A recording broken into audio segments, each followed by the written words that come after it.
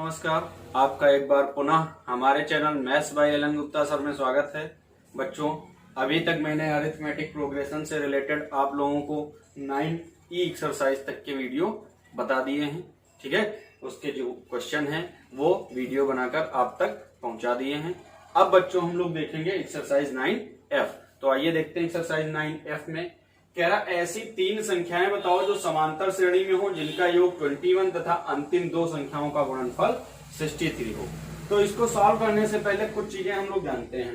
अगर किसी समांतर श्रेणी में कोई तीन संख्याएं हमें माननी होती तो हम मानते a माइनस डी, ए और a plus D, a minus D, A और a प्लस डी। इसी तरीके समांतर श्रेणी में अगर चार संख्याएं माननी हो तो क्या मानेंगे, a minus three D, a minus d, a plus D और a प्लस थ्री डी। इसी तरीके से अगर समांतर श्रेणी में कोई पांच संख्याएं हमें माननी होंगी तो हम a minus d, a minus two D, a minus d, a और a प्लस डी और a प्लस टू डी मानेंगे। इस चीज को हम ध्यान में रखेंगे। ठीक है, तो आइए हम लोग पहला क्वेश्चन सॉल्व करते हैं बच्चों। फर्स्ट क्वेश्चन है आपका, ऐसी तीन संख्याएं बताओ जो समांतर श्रेणी में हो। तो देखिए समांतर श्रेणी में तीन संख्या हमने आपको बताया क्या माननी है। तो मान लेते हैं संख्याएं क्या है, a माइनस डी, a और a प्लस डी। माना समांतर श्रेणी की कोई तीन संख्याएं क्या है, a माइनस डी, a और a प्लस डी। अब कह रहा है इनका योग, तो अकॉर्डिंग टू क्वेश्चन, प्रश्नानुसार। ठीक है, अकॉर्डिंग टू क्वेश्चन या प्रश्नानुसार इनका योग देखते हैं। तो a minus d plus a plus a plus d equal to कितना आपको दिया बच्चों, 21 दिया। ठीक, तो देखिए d माइनस का d प्लस का कैंसिल, a यानी 3a इक्वल टू कितना हो गया, 21। a इक्वल टू आपको कितना मिल गया बच्चों, 7। बात समझ में आई। फिर कह रहा अंतिम दो संख्याओं का गुणनफल 63 है, यानी कि ये फर्स्ट कंडीशन हो गई। ठीक है, सेकंड कंडीशन क्या कह रहा है कि अंतिम दो संख्याएं, तो अंतिम दो संख्याएं क्या हो जाएंगी, a और a प्लस डी। ये कह रहा है कितना है आपका, 63। ठीक, तो a के स्थान पे 7, यहां भी 7 प्लस डी इक्वल टू 63। 7 9 जा कितना, 63। d इक्वल टू क्या, 9 माइनस 7 यानी कि 2।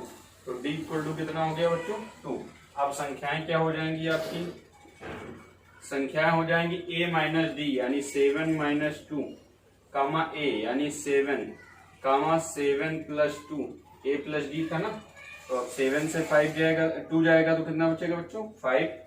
फिर 7 और कितना, 9। तो देखिए 5 और 7 में 2 का डिफरेंस, 7 और 9 में 2 का डिफरेंस, यानी ये आपकी हो गई संख्याएं। क्लियर, आगे देखते हैं। इसी क्रम में बच्चों सेकंड नंबर है, कह रहा एक एपी के तीन पद ज्ञात करो जिनका योग 12 तथा घनों का योग 288 है। तो तीन पद हम वही मानेंगे, a माइनस डी, a और a प्लस डी। अब देखते हैं इनका योग क्या दिया है बच्चों, a दिया है, a minus d plus a plus a plus D. आपको वही लिखना है अकॉर्डिंग टू क्वेश्चन और फर्स्ट कंडीशन। इक्वल टू कितना दिया आपको, 12 दिया है। d प्लस का d माइनस का कैंसिल, 3a इक्वल टू कितना हो जाएगा, 12। तो a आपका कितना आ गया, इससे 4 आ गया। ठीक, अब आगे क्या कह रहा है, इनके घनों का योग। अब इनके घनों का योग यानी a माइनस डी का क्यूब प्लस a का cube plus a plus D का क्यूब इक्वल टू कितना हो जाएगा बच्चों, 288। ठीक है, आगे आप चाहें तो सॉल्व कर सकते हैं। चलिए अच्छा बता दे रहे हैं। a माइनस बी का होल क्यूब क्या होता है, a क्यूब यानी a cube minus d cube minus 3ad, a minus d plus a cube plus a cube plus d cube plus 3ad और a plus d equal to 288। ये तो होता a cube minus b cube minus 3ab, a minus b। ठीक, तो अब देखिए d cube minus का और d क्यूब प्लस का क्या हो जाएगा, कैंसिल हो जाएगा। अब देखिए एक a क्यूब 2 और 3 यानी ये क्या हो जाएगा, 3a क्यूब माइनस, देखते हैं इसको माइनस से ओपन करते हैं तो minus 3a square D, 3a square D minus minus क्या हो जाएगा, प्लस 3ad स्क्वायर। ठीक, यहाँ देखते हैं plus 3a² d plus 3ad² equal to 288। अब देखिए 3a² d माइनस का 3a² d प्लस का कैंसिल हो जाएगा, कोई समस्या। अब आपके पास क्या बचा 3a³, a का मान कितना है, वैल्यू रख लेते हैं। अब a का मान कितना है तो 4 है, तो 4 का cube plus 3ad² plus 3ad² 6ad² यानी 6 into 4 into d² equal to कितना 288। ठीक है। अब 4 4 जा 16 4 जा कितना 64 मीन्स 64।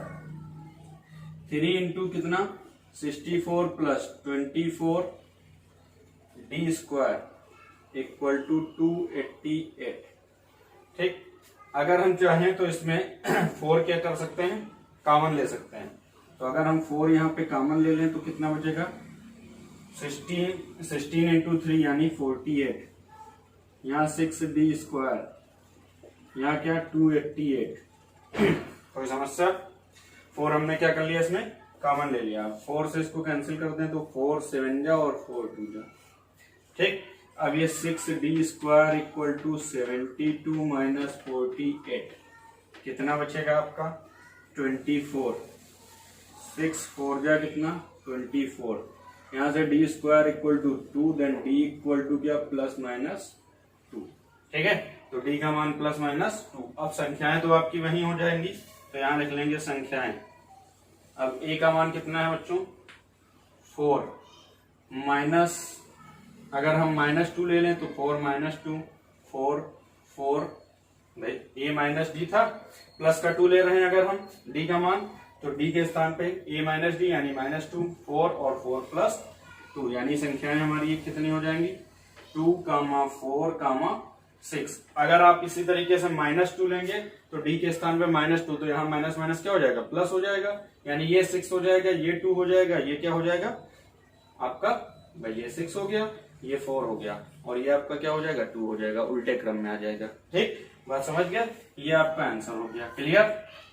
इसी क्रम में तीसरा है बच्चों, कह रहा है एक समांतर श्रेणी के 3 पद ज्ञात कीजिए जिनका योग 24 हो। तो वही काम हमें करना है, a minus d a plus d. ठीक, तो इनका योग लिख लीजिएगा आप, वही काम अकॉर्डिंग टू क्वेश्चन। ठीक, a minus d plus a plus d equal to 24। फिर अगले सिचुएशन में क्या कह रहा है, इनका मल्टीप्लाई यानी a minus d into a plus d equal to कितना 440। यहां से आप a का मान निकाल के इसमें रख लीजिएगा, सॉल्व कर लीजिएगा दोनों इक्वेशन को आप, फर्स्ट और सेकंड, आपको a और d दोनों मिल जाएंगे, वैल्यू पता हो जाएगी। ठीक है, लगाइएगा, नहीं लगा पाएंगे तो कमेंट बॉक्स में पूछिएगा, मैं बताऊंगा आपको। अगला कह रहा है किसी चतुर्भुज के कोण समांतर श्रेणी में है, उनका सार्वांतर कितना है 20 डिग्री, तो कोण ज्ञात कीजिए। देखिए 4 नंबर। अब समांतर चतुर्भुज या किसी चतुर्भुज कह रहा है, तो चतुर्भुज में कितने कोण होंगे बच्चों 4 होंगे, और ये किस श्रेणी में है समांतर श्रेणी में है। तो जहां हमने अभी बताया आपको समांतर श्रेणी में जो संख्याएं माननी हो, क्या मानेंगे हम a minus 3d comma a